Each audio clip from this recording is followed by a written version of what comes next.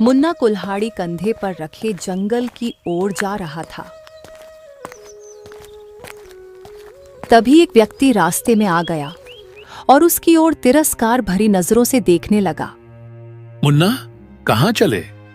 जंगल जा रहा हूँ, लकड़ी काटने। फिर वही बेकार की मेहनत। जब भी तू लकड़ियां काट कर लाता है, कुछ ना कुछ ऐसा होता है कि बेच ही नहीं पाता। और आज देखना, फिर कोई मुसीबत तेरे साथ जरूर होगी। मुन्ना गहरी सांस लेते हुए आगे बढ़ गया। व्यक्ति हंसता हुआ चला गया। कुछ देर बाद मुन्ना पास के जंगल के बीचों बीच लकड़ियां काटने में जुटा था। कटाई पूरी होने के बाद वो लकड़ियों का गट्ठर बांध ही रहा था कि अचानक उसे एक भेड़िए की आवाज सुनाई दी। भेड़िए को देखते ही मुन्ना घबरा गया और लकड़ियां छोड़कर भागने लगा। मुन्ना बिना पीछे देखे भागता रहा। मुन्ना गांव पहुंचते ही हाँफने लगा। तभी कुछ गांव वाले उसे देखकर हंसने लगे। अरे अरे, मुन्ना फिर भागकर आया क्या भाई? लगता है जंगल में कोई मुसीबत आ गई है। कहीं ऐसा तो नहीं कि जंगल के जानवरों ने भी इसे मनहूस मान लिया हो? मुन्ना ने कोई जवाब नहीं दिया और चुपचाप अपनी झोपड़ी में चला गया। आज तो बाल बाल बच गया, नहीं तो आज मेरा मरना तय था। वो घर पर बैठा ही था कि तभी गांव का सेठ श्याम लाल अंदर आ पहुंचा और मुन्ना को क्रोधित नजरों से देखता हुआ बोला। ए मुन्ना, कितनी बार तुमको याद दिलाऊं? तुम्हारा कर्ज चुकाने का समय अब आ गया है। सेठ जी, मैं जल्दी आपका कर्ज चुका दूंगा।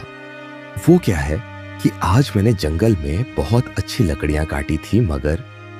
अरे क्या मगर? तू हमेशा कोई न कोई बहाना बना लेता है और फिर बोलता है ये था, वो था, ऐसा था, वैसा था। अरे हाँ, मेरी तकदीर ही खराब है सेठ जी। तो मैं क्या करूं? सीधी बात है, सुन। अगर कुछ दिन में कर्ज नहीं दिया तो तेरी झोपड़ी पर कब्जा कर लूंगा और तेरे सामान के साथ तुझे घर में से फेंक दूंगा, समझ में आई? इतना बोलकर सेठ गुस्से से बाहर चला गया और मुन्ना फिर उदास बैठकर सोचने लगा। अगली सुबह मुन्ना कुल्हाड़ी लेकर जंगल की ओर जा ही रहा था कि रास्ते में बूढ़ी अम्मा मिल गईं। सुना है कल गांव के लोगों ने फिर से तेरा मजाक उड़ाया। तभी एक व्यक्ति वहां आया और मुन्ना का मजाक उड़ाने लगा। शर्म करो, किसी की मेहनत का मजाक उड़ाना आसान होता है, लेकिन तकदीर का फैसला इंसान नहीं करता। ये सुनकर वो व्यक्ति गुस्सा होता हुआ चला गया और मुन्ना चुपचाप जंगल की ओर बढ़ गया। मुन्ना ने मेहनत से लकड़ियां काटकर और गट्ठर बांधकर सिर पर रख लिया। वो खुद से बोला, आज तो किसी भी हालत में लकड़ियां बेचकर ही आऊंगा, चाहे जो हो जाए। जैसे ही वो जंगल से बाहर आया, अचानक एक भयंकर आंधी आई। तेज हवाओं से उसकी लकड़ियां चारों ओर बिखर गईं। मुन्ना बेबस होकर देखता रहा। अरे, ये क्या हो क्या रहा है मेरे साथ? मेरी मेहनत हमेशा बेकार चली जाती है, क्या करूं? निराश होकर मुन्ना गांव लौट आता है और गांव वाले फिर से उसका मजाक उड़ाने लगे। अरे देखो देखो, लगता है आज फिर लकड़ियां नहीं बेच पाया बेचारा। मुझे लगता है रब ने इसे सिर्फ मेहनत करने के लिए बनाया है, फल पाने के लिए नहीं। मुन्ना बेचारा चुपचाप घर चला गया। उसके घर खाने को कुछ भी नहीं था, वो भूखा ही सो जाता है। अगले दिन मुन्ना फिर से जंगल गया और लकड़ियां काटकर गांव की सीमा तक ले आया। मुन्ना फिर खुद से कहता है, आज कुछ भी हो जाए, आज तो मैं अपनी लकड़ियां बेचकर ही रहूंगा, चाहे जो हो जाए, और लकड़ी बेचकर सेठ के पैसे भी दे दूंगा। तभी अचानक बादल गरजने लगे और तेज बारिश हो गई। एक व्यक्ति हंसते हुए बोला, जैसे ही तू लकड़ियां घर लाया, बारिश आ गई। लगता है तेरी बुरी किस्मत पूरे गांव पर भारी पड़ने वाली है। मुन्ना अपमान से भर उठा, लेकिन उसने कोई जवाब नहीं दिया।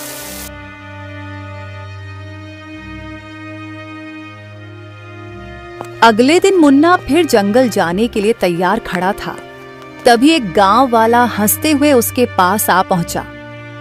मुन्ना, एक काम कर भाई, इस बार तू जंगल में भटक जाना और कभी वापस मत आना, क्योंकि तू अगर गांव में रहा तो हमारे गांव में कहीं बाढ़ न आ जाए। मुन्ना ने उसकी बात अनसुनी कर दी और जंगल की ओर चल पड़ा। जंगल पहुंचकर मुन्ना एक बड़े वृक्ष के नीचे बैठकर उदास होकर आंसू बहाने लगा। गांव वाले सच कहते हैं, मेरी किस्मत ही फूटी हुई है। जब भी लकड़ियां काटकर बेचने जाता हूं, कोई न कोई मुसीबत आ जाती है। श्याम सेठ का कर्ज भी सिर पर चढ़ा है। अरे, अब करूं तो क्या करूं? तभी एक बूढ़ा वहां आ पहुंचा और मुन्ना को रोते देख ठहर गया। बेटा, ओ बेटा, ये तुम्हारी आंखों में आंसू क्यों हैं? बाबा, जिसकी तकदीर फूटी हो उसकी किस्मत में आंसू ही होते हैं। मैं लकड़हारा हूं, लेकिन बस नाम का। जब भी लकड़ियां बेचने जाता हूं, कोई न कोई बाधा आ जाती है। सेठ का कर्ज बढ़ता जा रहा है और गांव में सब मेरा मजाक उड़ाते हैं।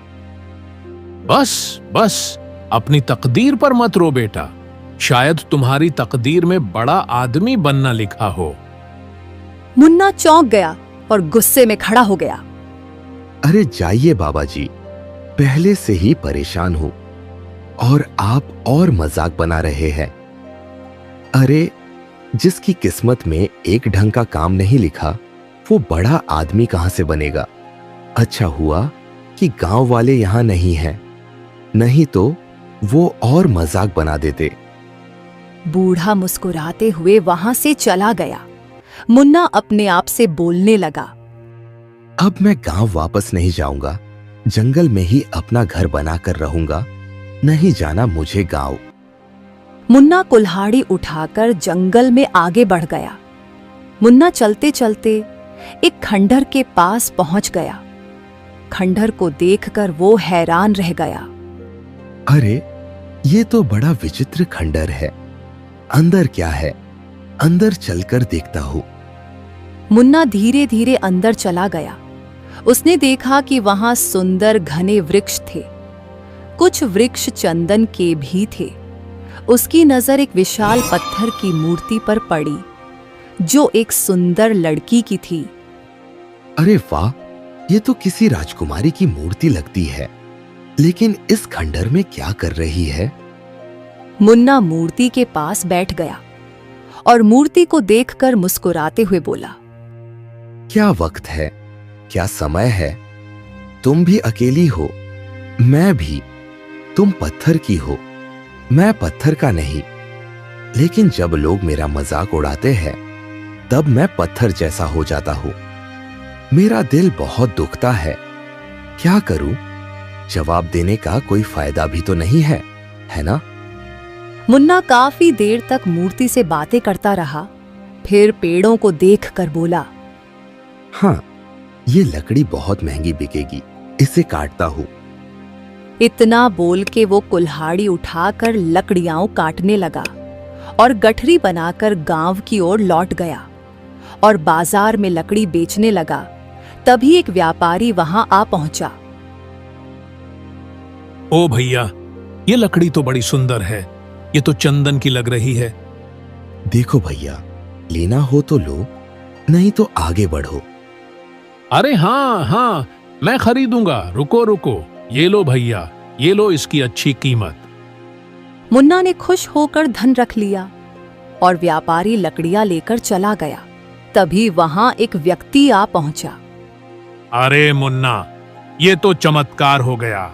वाह भाई वाह, जंगल से लकड़ी भी ले आया और अच्छे दामों में बेच भी दी। अब लगता है कि तेरी किस्मत बदल रही है। ये कहकर व्यक्ति हंसता हुआ चला गया। मुन्ना पैसे लेकर सेठ के घर चला गया और सेठ का कर्ज देते हुए बोला, सेठ जी, तुम्हारा कर्ज चुका दिया है, ठीक है।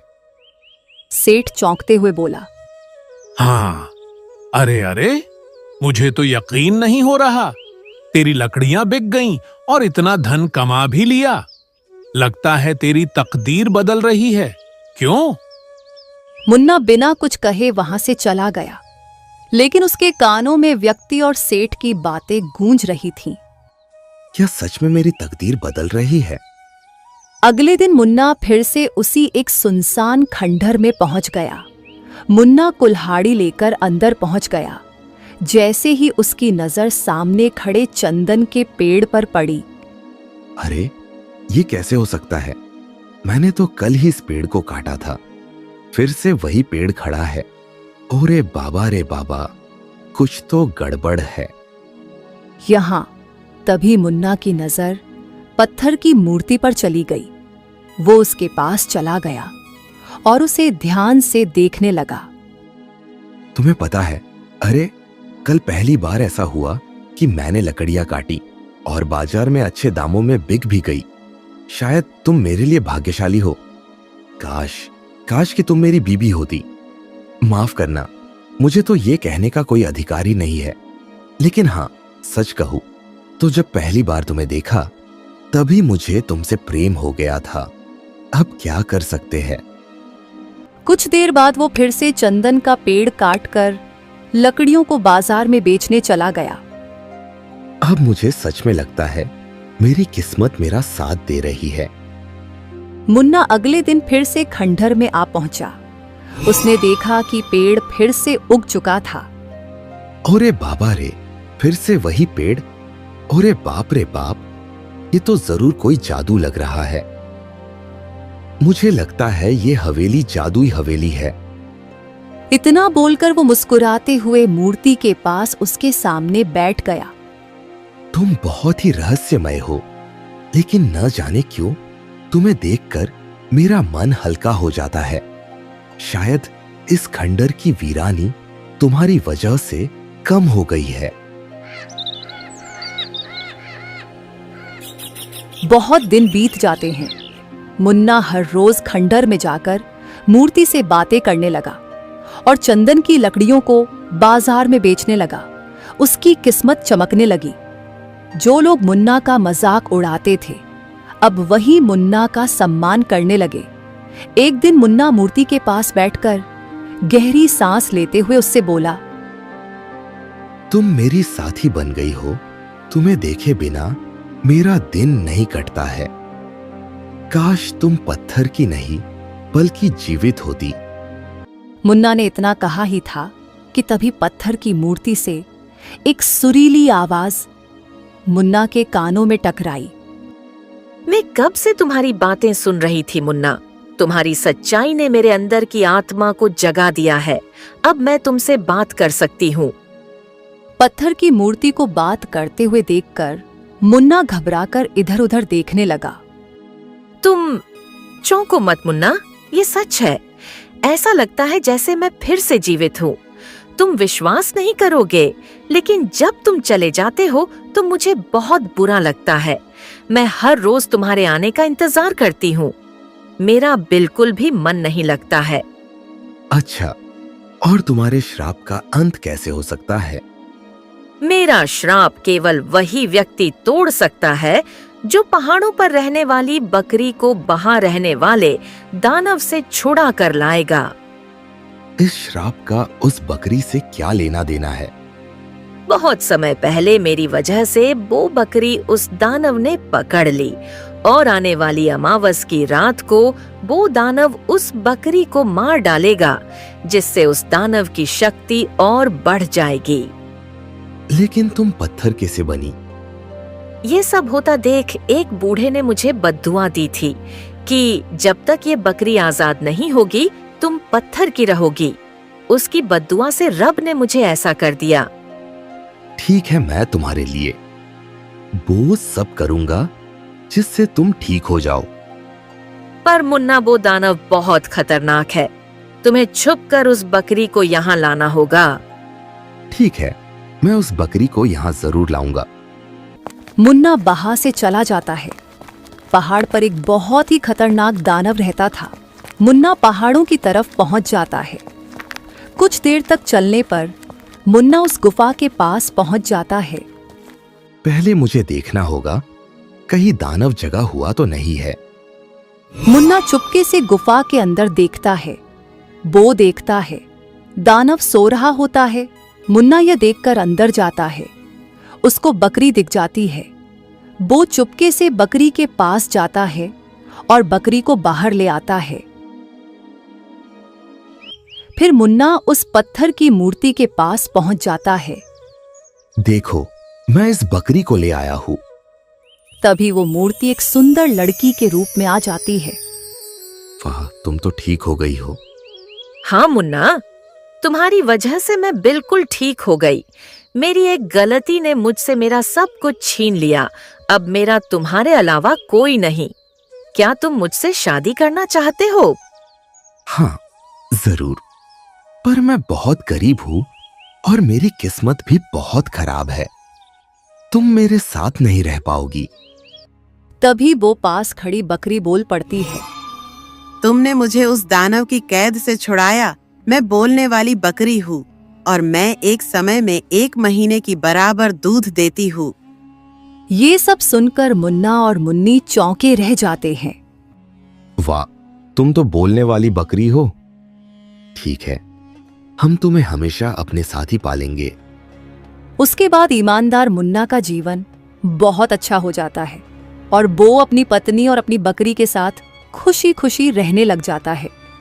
प्यारे दोस्तों, हमारा टाइम कितना भी बुरा हो लेकिन हमें कभी हिम्मत नहीं हारनी चाहिए और अपना काम हमेशा मेहनत से करना चाहिए। प्यारे दोस्तों, इस कहानी को लाइक, कमेंट और चैनल को सब्सक्राइब करना बिल्कुल ना भूलें। Thank you.